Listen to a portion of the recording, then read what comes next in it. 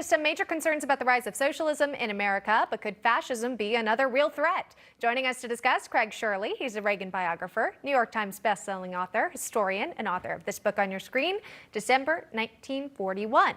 Also joining us, Doug Weed, former advisor to President George H.W. Bush, presidential historian and author of the book Inside Trump's White House. Guys, great to see you here, both historians and authors. Thank you so much. It's always good to hear from you when it comes to a nice history lesson.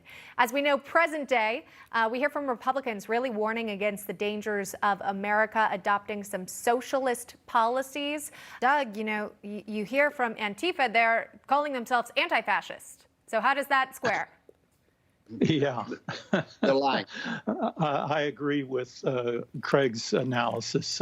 The thing that's eerie, Emma, the comparison between fascism in Nazi Germany and what we're experiencing today in America. That's what's troubling to me. In Nazi Germany, they had to have a target as opposed to fascism in Italy. And their target was the Jews. And they attacked the Jews. They used fake science. They taught in the school to the little children. They took control of motion pictures. They took control of pornography, Der Sternum and others. You see today the President of the United States saying the greatest threat to America is white supremacy. I mean, it sounds ridiculous. How many died because of white supremacy last night or the night before or the night before that? Yet it's being taught in the schools. It's predominant in the motion pictures. There's fake science producing it. It's really a scary thing to see that it seems that the Democrats, like the Nazis in the 30s, they need a target. They need someone to attack. And just to clarify, because I know we've seen comparisons to present day and to the Holocaust as well, and I always kind of cringe when I hear those comparisons because it's Sure. just not Yes. fair to compare what That's happened right. during the Holocaust to anything we're seeing present day. Craig, are there some signs that we could be going sort of back in time, though, some bad things to come? I don't want to have such a negative view of the future here. In 1927 Germany, they also said, well, it would be impossible for this nation to kill, 6 million people, or actually 10 million people, to kill homosexuals, to kill political opponents, to kill Poles, to kill Jews. It would be impossible to do it, and that is exactly what happened. Of course, we haven't even touched on the issue of abortion and how that's a Holocaust in America today. But anti-Semitism is rearing its ugly head in America today. It's creeping into political statements. It's creeping into college campuses.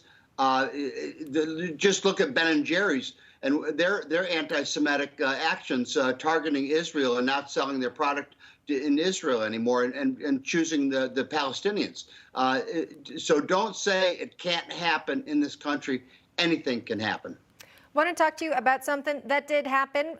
President Biden, traveled to Pennsylvania this past week. I know both of you have covered presidents throughout the years. He was greeted by a crowd of protesters, a handful of supporters as well. I think we've got the video, if we can show our viewers along with you too. Again, you've got some folks who are cheering and welcoming and taking photos of the president and his motorcade, but then also you've got a lot of Trump supporters who are showing up as well.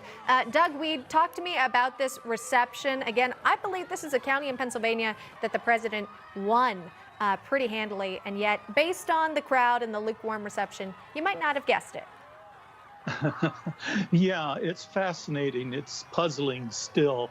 You remember when Obama won re-election, you had congressmen in the Democratic Party saying that the Democrats would never lose another election. They had this foolproof system in place with social media. And you have Biden even today, he said this year that when asked about the Republican Party in 2024, said, will the Republican Party exist in 2024? So you have this conundrum and this contradiction. I want to backtrack again because I don't want any misunderstanding about what I had said. I referred to Germany in the 1930s before the anti-Semitism raised its ugly head. And I'm reminded of Tolkien's books. Gandalf, one of his characters, makes the statement, says, "We are often blind to evil, but make no mistake, evil is not blind to us." And that's why I fear these eerie similarities between what happened in the 30s with fascism in Germany. There was still time for Jews to get out. Many of them, most of them didn't. Some did. In America, we have nowhere to go. We're the last hope. So we've got to make sure that freedom of speech, that our Constitution prevails. And it's scary. Okay, we got to leave it at that. Always great to hear from you both. Craig Shirley, Doug Weed joining us on the program. Thank you so much.